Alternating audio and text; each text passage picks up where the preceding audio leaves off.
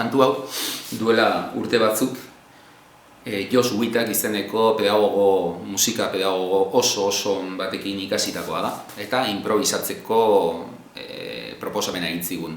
Orduan, egingo duguna da kantatu, improvisatu harmonikarekin, alduenak, gero txirularekin eta abotsarekin tonu aldaketa eginaz.